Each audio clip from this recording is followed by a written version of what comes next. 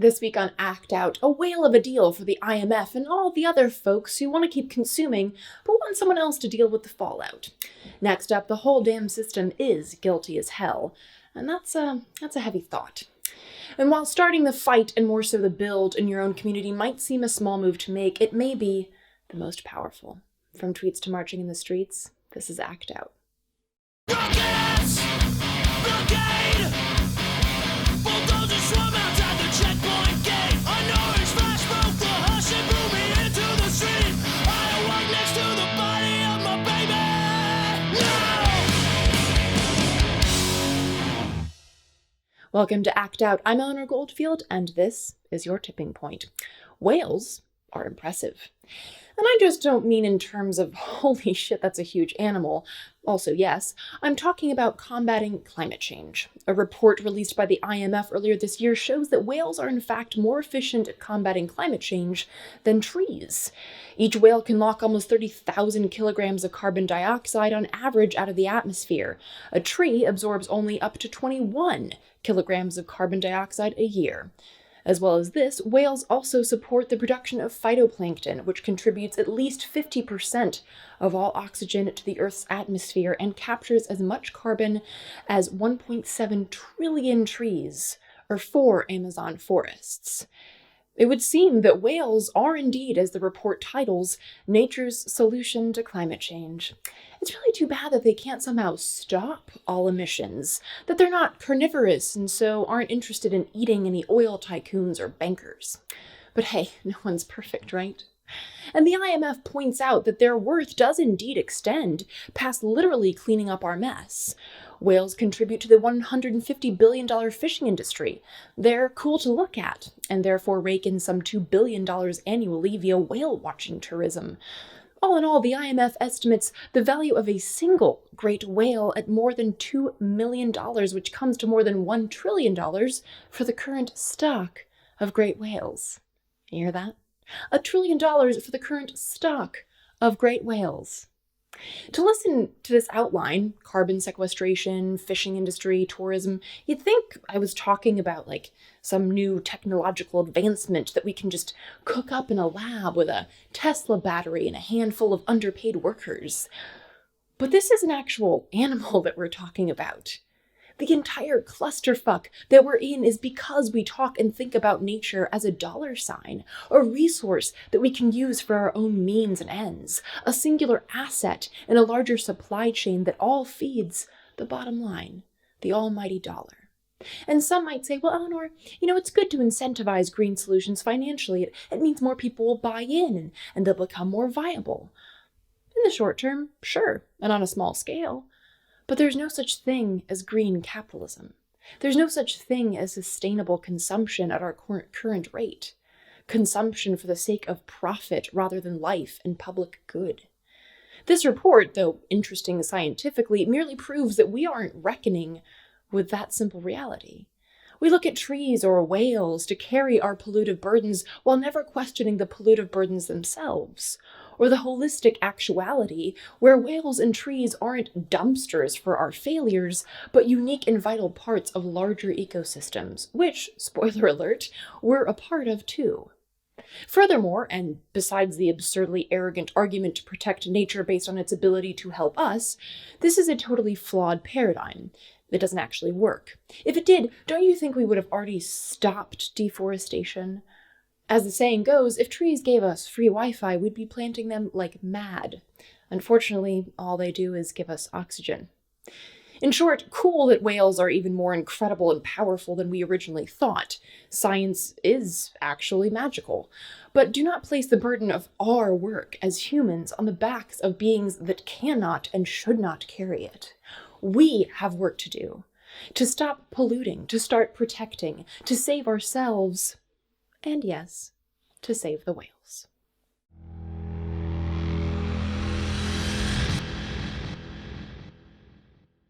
It's often lamented in activist circles, and hell, even at bars at not-so-happy hour, that things are just too fucked to even bother fighting. I mean, how do you go about shifting the world away from capitalism so that you can even legitimately save the whales? And I hear ya. These systems seem so vast, so insurmountable. that oftentimes organizing to combat them seems laughably futile. But as Ursula K. Le Guin wrote, capitalism's power seems inescapable, but so did the divine right of kings. Now, I obviously don't have a quick and easy answer for you, no one does. But if we look back throughout history and our present day, it's clear that humans are capable of large-scale change through small beginnings. That starting with what you know, your home, your community, can and does echo outwards. A while back, we sat down with Nick from Carbondale Spring to talk about municipalism in his town of Carbondale, Illinois, the power of learning and practicing self-reliance on a community scale, of acting rather than asking, and of planning ahead with and for people and planet, at home and beyond. Take a look. Actually, this idea developed around the same time as the government shutdown did last November, in which for a moment it looked like thousands of people in our community were not going to have access to food. And what we did, there was about 50 people throughout the town that got together and started talking about how to support the local food pantries. But everybody agreed that long term, we want to be growing as much food as we can locally. And so the Carbondale Spring initiative, first of all, we want to put this idea of food autonomy out as something that people are talking about and thinking about, because as you and many others watching know, right now, the conditions of our lives are wrapped up in these global flows of capital and these institutions which treat people and the earth horribly. And so we want to start that conversation around growing food locally and specifically with the aim of building a food safety net for the most vulnerable people. So what we have proposed is city-funded farmers. So right now, the municipality pays people, arborists to take care of trees on the side of the road and people to mow the lawns in the parks. But we want them to pay us to farm in the city on vacant lots in parks, and to create a network of community gardens that are working directly with families, vulnerable families, to try to slowly build up to see how much we can make people less reliant upon the wider money economy for food, and to really take that on as an intentional project as a community. So that's and so right now what it looks like, we've already put in one food forest. We have multiple community gardens, as many people do in other cities. The problem is that often these rely upon volunteer labor. And so we're trying to battle the city in order to overcome that hurdle to get people actually paid for this, and to increase it, tenfold within the first few years. I want to talk about the connectivity here, because there are the effects with regards to food sovereignty, there are the effects on other issues in the community. Talk about things like public health and violent crime as it relates to food sovereignty. Sure. Well, I'm no expert in this, but this is part of the argument that we're building and part of the research that we're really looking into. So just to back up for a bit, the entire kind of structure of the Carbondale Spring, right, starts from the diagnosis that Carbondale has double the police of the national average for a city its size.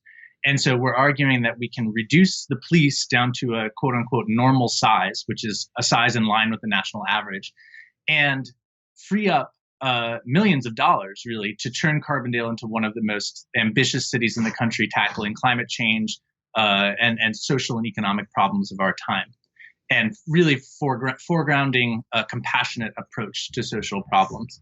And I'm not going to pretend that there's any clear-cut way to solve those problems which people are facing all over.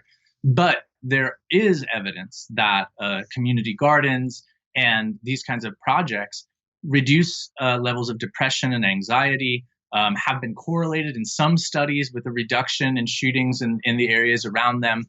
None of that's totally conclusive, but ultimately what I would argue is that a drastic shift in perspective and a reorientation of our community resources and into trying to create a city where life is precious, and a city where we're really actually taking care of each other, and that's the kind of thing that's going to have side effects in terms of how we're relating to one another as a whole. Yeah, absolutely. And I think that that's one of the other things that I wanted to talk about. the issue of working with police brutality and the issue of violent crime as it relates to the amount of police, I wanted to ask you about that. So, for instance, the criminalization of drugs. Drug addiction is really a health issue rather than a criminal issue, but it's one of the primary reasons that police exist, thanks to the war on drugs. So do you feel like you have to work with police on these kind of issues, or do you need legislation that decriminalizes drugs first? Or like, how do you think that you can go about doing this, like in that sort of push-pull reality? So the state of Illinois just recently legalized marijuana. The city council has voted to go along with that.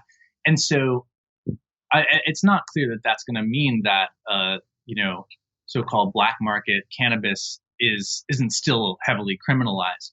But yeah, you're right? We've seen over the last 50 years of this horrible and failed and just socially atrocious war on drugs, the building up and militarization of police departments and a steady reliance on police as the kind of all-purpose problem solvers, right? A retraction of funds for various kinds of social support, especially at a local level, and a reinvestment into the policing and incarceration apparatus.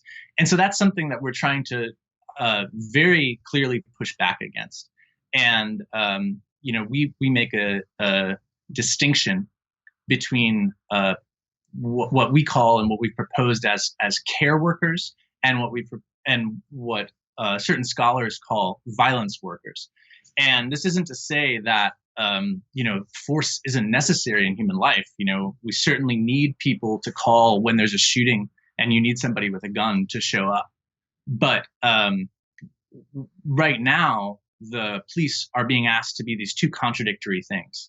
Both the people we call for when someone's got a gun, there's an active shooter or something like that, and for a whole range of problems that they're really not the right people to be addressing. And so we're trying to shift our thinking on this matter. And talk about that, the initiative that Carbondale Spring has with regards to care workers. Yeah, because that's something that resonates, I'm sure, throughout the entire country. The need for people who don't have weapons to come when there's like a domestic dispute or something like that, particularly if it involves somebody with mental health issues. What's been have you already tested this, tried this out? Talk a bit more about that. So we're in the midst of kind of experimenting with this on a block where our social center is, and there's other kind of community projects on this one block in Carbondale. And so people are kind of experimenting with what this really means.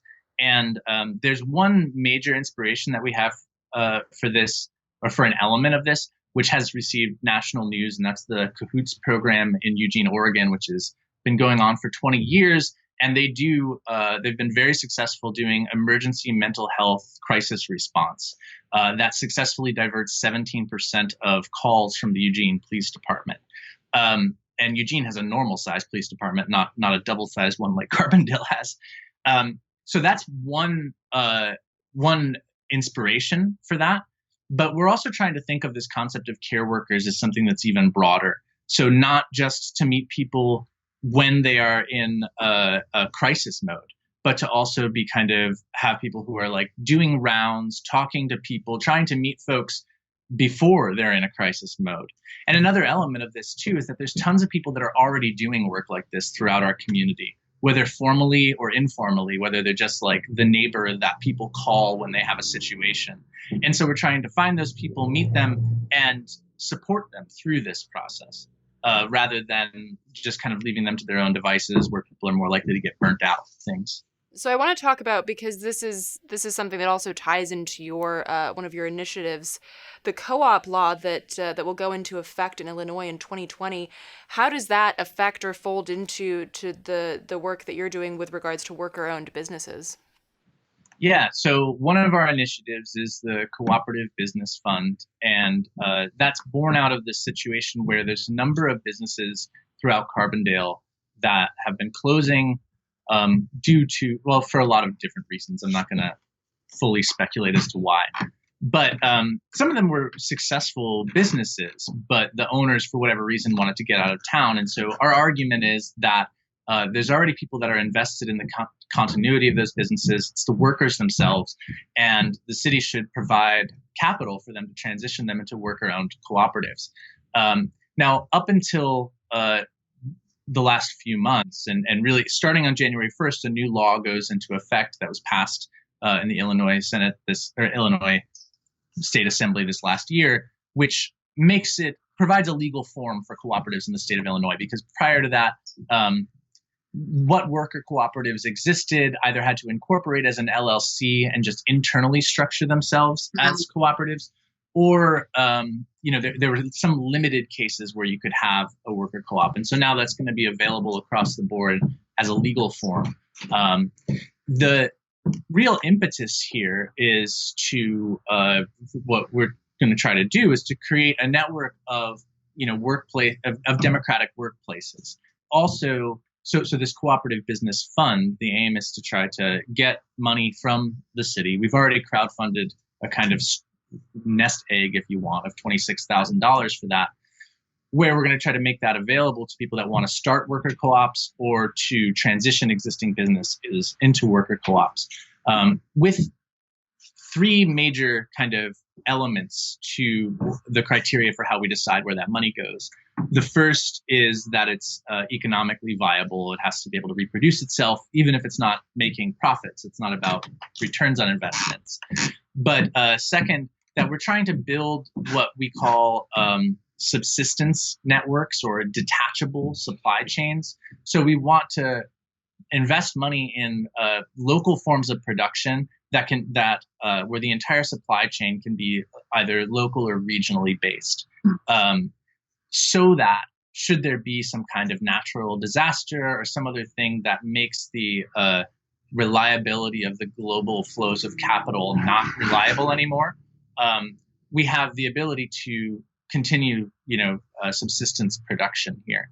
And then the third element for how we're deciding where this money would go is that we want to empower people who've been traditionally marginalized, women and people of color, to organize themselves into worker cooperatives.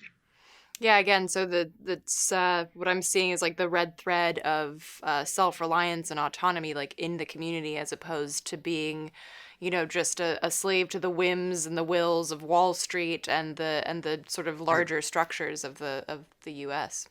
Yeah, I mean, the way that we often frame it is that we want to build the conditions for the material conditions for imagining political autonomy. So right now, a lot of people might hate Walmart or something like that, or Amazon, right?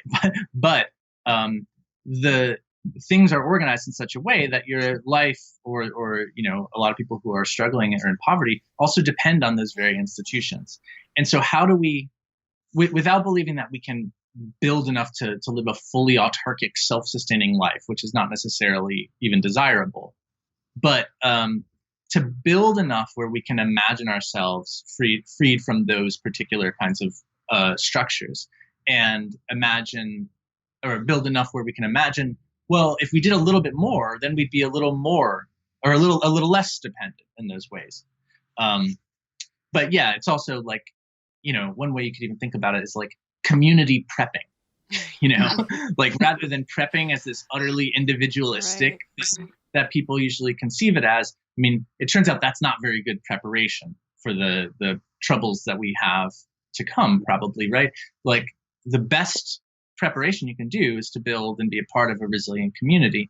And so we're just trying to take that logic to a further step, And I want to dive into that a little bit more, but first I want to get to that the fourth initiative, which is the Renewable Energy Fund. Talk about the structure of energy in Carbondale as it stands right now and how this would seek to transform that. Well, so Carbondale is named because it was a site of the exportation of coal from the region. This whole region has had historically its function as a kind of internal colony for the extraction of resources, initially salt and then coal and then timber. And then recently they've tried to frack here for natural gas. And thankfully through the efforts of a lot of activists, that has been halted. Um, and so, there's a big coal plant on the university in town that supplies the university with energy. There's a major energy distributor, Ameren, which uses mostly coal here. And then a few years ago, and this is still a kind of ongoing battle, there's this like green capitalist project of trying to build this massive solar array that would be corporately owned and would make millions of dollars for people far away, but has been proposed on a site of that was destroyed due to a legacy of environmental racism. And so it's a kind of complicated situation. But what we're proposing with the Renewable Energy Fund is that rather than waiting for some corporation or some federal grant or state grant to come down and allow for people to produce solar, that the city just start devoting money to put solar up on people's houses.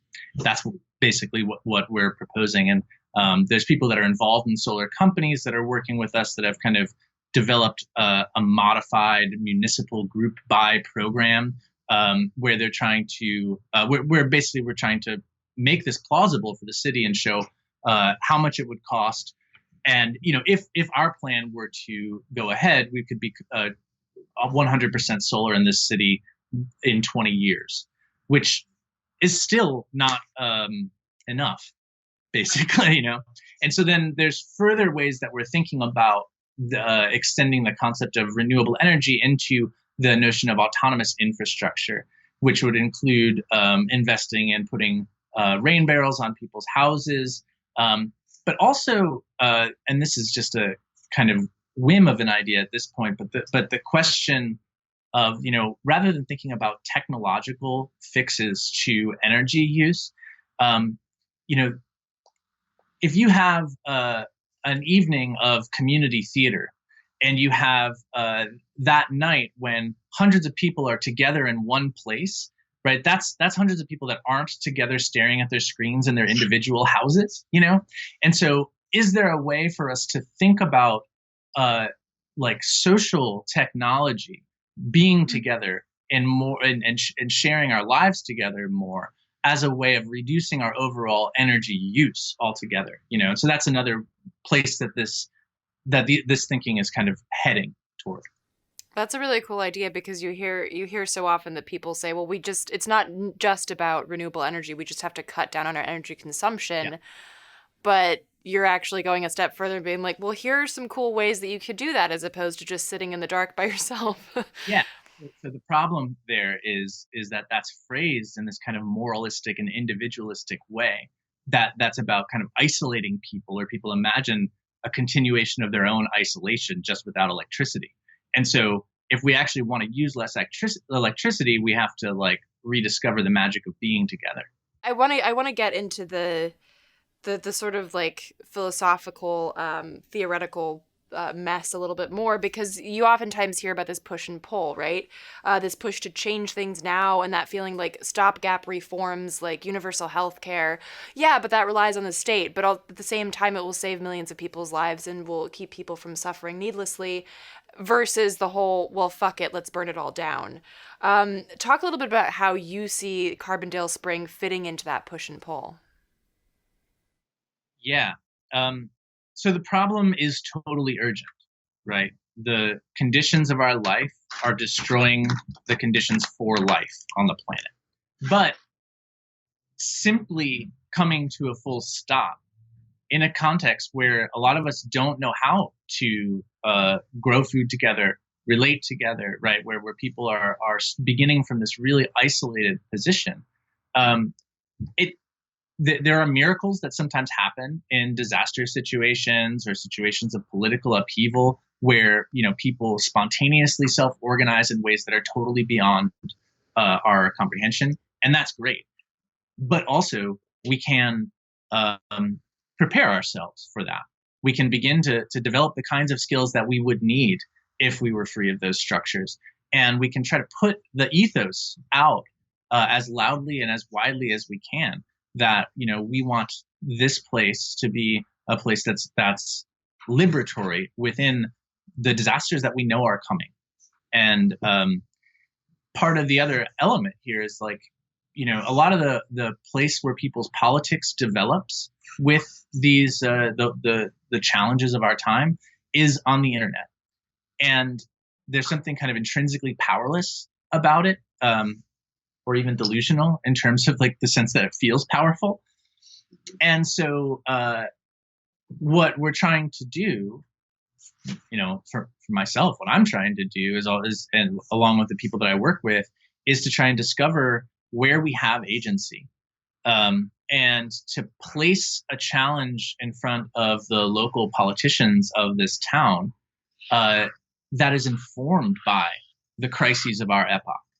All of these things that they never really thought they were going to have to decide on, climate change and other things, to really push those political discussions into these spaces where people otherwise have a very managerial attitude toward the role of governing or something like that. And also to push them into the neighborhoods too, right? So although we're focused in a certain way on the municipality here, we're also focused on it's a broad enough thing that we're also self-organizing and really encouraging that too. So this is our response to the urgency of the situation, and that is to act where we can and to build up the conditions for a liberatory future to the best of our ability. For more on Nick's work, check out carbondalespring.org and thenexteclipse.wordpress.com. For more on municipalism and real democracy throughout North America, check out symbiosis-revolution.org. There you can learn more about how these communities are building power on a hyper-local level while connecting and networking on a much larger scale. And that will do it for this week's Dose of Dissent. Reminder, the best way to stay up to date on all of our work is to sign up for the newsletter at the address below. For all of those who have contributed to help us keep acting out, thank you so much. Please keep spreading the word in order to ensure our ability to keep acting out. From the Devil's Den, good night and act out. And real quick, to keep independent, non-corporatized media like this show going, visit patreon.com/actout. I